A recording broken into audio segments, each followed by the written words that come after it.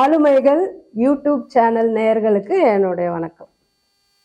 Health insurance எல்லா அதாவது பிறந்து 3 மாச குழந்தையில இருந்து 99 வயசு உள்ளவங்க வரைக்கும் இன்சூரன்ஸ் எடுத்துக்கலாம். இன்சூர்டு பண்றதுக்கான எலிஜிபிலிட்டி இந்த 2 கிரைட்டீரியாவுக்கும் இருக்கு.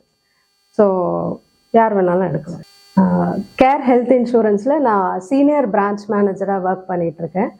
என்னோட டோட்டல் எக்ஸ்பீரியன்ஸ்ன்னு பார்த்தீங்கன்னா இன்சூரன்ஸில் மட்டும் 16 இயர்ஸ் நான் ஸ்பெண்ட் பண்ணியிருக்கேன்.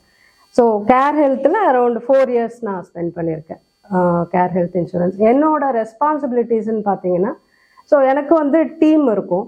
ஸோ டீம் வச்சுட்டு என்னோட பார்ட்னர்ஸ், என்னோட டீம் அவங்க மூலமாக இன்சூரன்ஸ் அவேர்னஸை க்ரியேட் பண்ணி அவங்களோட இப்போ கஸ்டமர்ஸ் எனக்கு இதெல்லாம் புரியலை, நேரில் பேசுங்க அப்படின்னாலும், இல்லை ஃபோனில் எனக்கு எல்லாமே எனக்கு கொரீஸ்லாம் இருக்குது சொல்லுங்க அப்படின்னாலும், எப்படினாலும் நான் டீமோடவோ இல்லை என்னோட பார்ட்னர்ஸோடவோ போயிட்டு அவங்களுக்கு என்னன்றத விளக்குறது மட்டும்தான் என்னோட வேலை.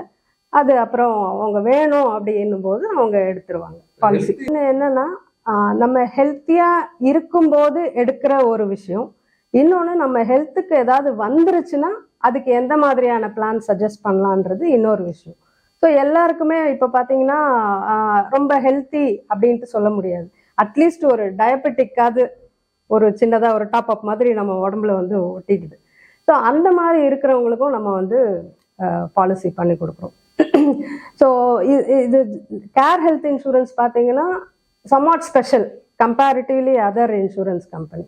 எதனால அப்படின்னா, நம்ம கிட்ட மட்டும்தான் எல்லா செக்மெண்ட்டுக்கான பிளான்ஸும் நம்ம ஆஃபர் பண்ணுறோம்.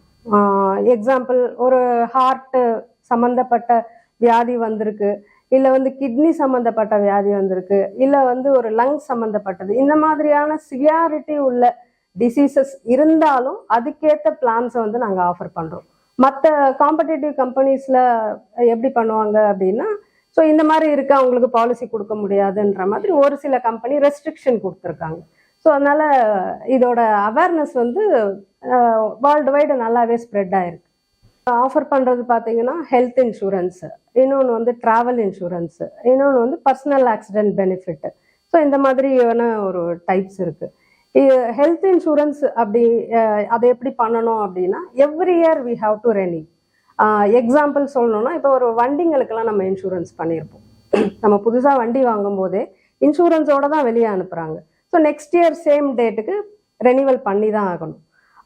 மேபி அதை ஒரு 3 இயர்ஸ்க்கு சேர்த்து கட்டலாம், 5 இயர்ஸ்க்கு சேர்த்து ஒரே ப்ரீமியமாக கட்டிடலாம்.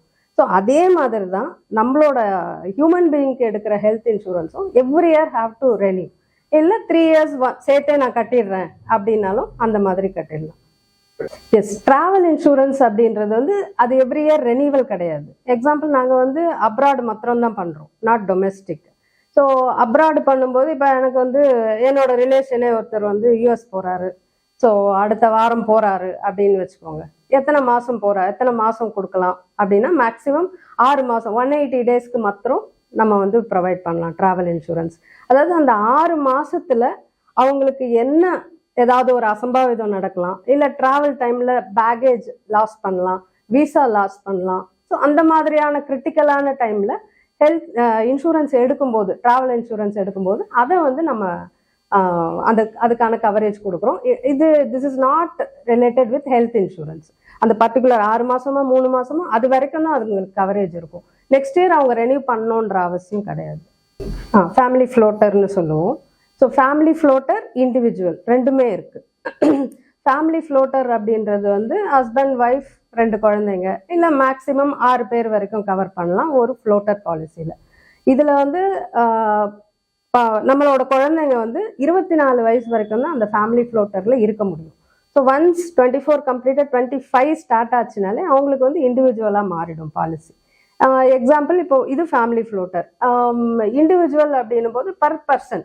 ஸோ ஒருத்தர் என்ன சொல்கிறாரு, அவங்க எல்லாருக்குமே வேற இடத்துல இருக்கு மேடம், எனக்கு மட்டும்தான் இல்லை, நான் மட்டும் எடுத்துக்கிறேன்னாலும் yes, it will be covered. So individual floater. இப்போ இந்த சிச்சுவேஷனை பொறுத்த வரைக்கும் நம்ம அண்டர் ரைட்டிங் டீம்னு இருக்கும் எல்லா இன்சூரன்ஸுக்குமே. ஒரு பாலிசியை லாகின் பண்ணுறோன்னா அதை இஷ்யூ ஆக்குறது நம்ம கையில் இல்லை, அண்டர் ரைட்டிங்கோட டெசிஷன் சொல்லுவோம். இப்போ ஒருத்தருக்கு ஹார்ட் எயில்மெண்ட் வந்திருக்குன்னா பேஸ்ட் ஆன் த சிவியாரிட்டி. இப்போ நார்மலாகவும் இருக்கலாம். ஹார்ட் எயில்மெண்ட் வந்துச்சுன்னா மேபி 50 இயர்ஸ் கூட அவங்க வந்து நல்லாவே ஹெல்த்தியாக இருக்கலாம் நம்மள மாதிரியே. இல்லை சாதாரணமாக இப்போ வந்திருக்கலாம், அடுத்த வருஷத்துக்குள்ள அவங்களுக்கு இன்னும் கொஞ்சம் சிவியாரிட்டி ஆகலாம். ஸோ அவங்களோட எயில்மெண்ட்டை பேஸ் பண்ணி பாலிசி கொடுக்கணுமா கொடுக்க முடியாதா, அப்படி பாலிசி கொடுத்தா எந்த மாதிரியான கண்டிஷன்ஸில் கொடுக்கணுன்றது அண்டர் ரைட்டிங்கோட டெசிஷன். இப்போ ஒரு சிலருக்கு வந்து இன்னைக்கு வரைக்கும் நல்லா இருப்பாங்க, திடீர்னு ஒரு அட்டாக் வரும், போய் டயக்னோஸ் பண்ணுவாங்க. டாக்டர் என்ன சொல்றாருன்னா நீங்கள் வந்து இம்மீடியட்டாக ஆன்ஜியோ பண்ணி ஆகணும் அப்படின்னு சொல்றாரு. ஸோ அந்த பட்சத்தில் சில பீப்புள் என்ன பண்ணுவாங்கன்னா திங்க் பண்ணுவாங்க, நம்ம ஒரு இன்சூரன்ஸ் எடுத்திருந்தா இந்த அமௌண்ட்டை நம்ம ஸ்பெண்ட் பண்ண வேண்டாமே, இன்சூரன்ஸ் கம்பெனிலேருந்து வாங்கிக்கலாமே அப்படின்ட்டு. ஸோ அந்த மாதிரி பட்சத்தில் நம்ம பாலிசி கொடுத்தா கூட அதுக்கு வெயிட்டிங் பீரியட்னு சில கண்டிஷன்ஸ் இருக்கு. மேபி 2 இயர்ஸ் வெயிட்டிங் பீரியடாக இருக்கலாம். இல்லை வந்து பர்மனண்ட்டாக அந்த விஷயத்துக்கு வந்து நீ வந்து கிளைம் எடுக்காமல் மற்ற விஷயத்துக்கு நீங்கள் கிளைம் எடுத்துக்கோங்கன்னு சொல்லலாம். So it's depends. இப்போ நான் வந்து எனக்கு ஒரு ஹார்ட் எயில்மெண்ட் இது வரைக்கும் இல்லை, ஸோ இன்னைக்கு எனக்கு வந்திருக்கு, நான் டிசைட் பண்ணுறேன் பாலிசி எடுக்கணும்னு சொல்லிட்டு. ஸோ பாலிசி எடுக்கும்போது என்ன சொல்கிறாங்கன்னா 2 இயர்ஸ் வெயிட்டிங் பீரியடுன்னு எனக்கு பாலிசி கொடுத்துருவாங்க. 2 இயர்ஸ் வெயிட்டிங் பீரியட் மீன்ஸ் இது ரிலேட்டடாக, எனக்கு ஹார்ட் ரிலேட்டடாக நான் அடுத்த 2 வருஷத்துக்கு கிளைமே பார்க்க முடியாது. ஸோ 2 இயர்ஸ் பொறுத்து இது ரிலேட்டடாக எனக்கு ஏதாவது கிளைம் வந்துச்சு, நான் போய் அட்மிட் ஆகிறேன்னா நான் eligible to get a claim. So once policy எடுத்துட்டோம்னா, ஏன்னா இது வந்து சேவிங்ஸ் பிளான் கிடையாது, completely it is used for hospital benefit. ஒரு 2 இயர்ஸ் முன்னாடி ஒரு பிளான் ஒன்று லான்ச் பண்ணியிருக்கோம், கேர் சுப்ரீம் சொல்லிட்டு. அது வந்து ஒரு ஹெல்த்தி செக்மெண்ட் பிளான்னு சொல்லுவோம். அதே மாதிரி A to Z பிளான்னு சொல்லுவோம். அது இது சூப்பர் மார்க்கெட் பிளான்னு சொல்லுவோம். எப்படி வேணா அதை சொல்லலாம், பிகாஸ் எல்லா பெனிஃபிட்ஸும் ஒரு பிளான்ல இருக்கு அப்படின்றதுக்கு அந்த பிளான் ஒரு நல்ல எக்ஸாம்பிள். ஸோ அது வந்து நல்ல fast moving plan. Insurance is a business. நம்ம எப்படி ஒவ்வொரு பிஸ்னஸையும் பார்க்குறோன்னா அதே மாதிரி இன்சூரன்ஸ் ஒரு பிஸ்னஸ். ஸோ நம்ம பிஸ்னஸை வந்து ஸ்டார்ட் பண்ண போகிறோம் அப்படின்றதுக்கு சில கிரவுண்ட் ஒர்க் பண்ணுறோம், எல்லாமே பண்ணிட்டு பிஸ்னஸை ஸ்டார்ட் பண்ணுறோம். ஸ்டார்ட் பண்ண பிஸ்னஸை வந்து மக்கள்கிட்ட போய் ரீச் ஆகணும்னா நம்ம என்னென்ன பண்ணுவோம் நார்மலாக. ஸோ நம்ம வந்து கஸ்டமரை ரீச் பண்ணுறதுக்கு நிறைய வழிகளை வந்து கையாளுறோம். Like marketing, advertisement, reference. So என்ன சொல்கிறது, மக்கள் மூலமாக வந்து ஒவ்வொருத்தர் என்னென்ன வழியெல்லாம் அவங்கள ரீச் பண்ணுறதுக்கு இருக்கோ அது எல்லாமே நம்ம வந்து பண்ணிகிட்ருக்கோம். அதே மாதிரி தான் இன்சூரன்ஸை பொறுத்த வரைக்கும் மார்க்கெட்டிங். ஸோ மார்க்கெட்டிங்கிறத விட ஹெல்த் இன்சூரன்ஸ் வந்து நிறைய என்கொயரிஸ் நமக்கு வரும். ஸோ இதில் என்னென்னா ஆஃப்டர் கோவிடுக்கு அப்புறம் நமக்கு நிறையவே வந்து அவேர்னஸ் கிரியேட் ஆகிருக்கு மக்கள் மத்தியில். இது வந்து இப்போ பிஸ்னஸ் அப்படின்றதையும் தாண்டி ஒரு இமோஷனலான ஒரு பயம் மக்கள் மத்தியில் கோவிடுக்கு அப்புறம். ஸோ இது என்கொயரிஸ் நமக்கு வந்துகிட்டு இருக்கும்.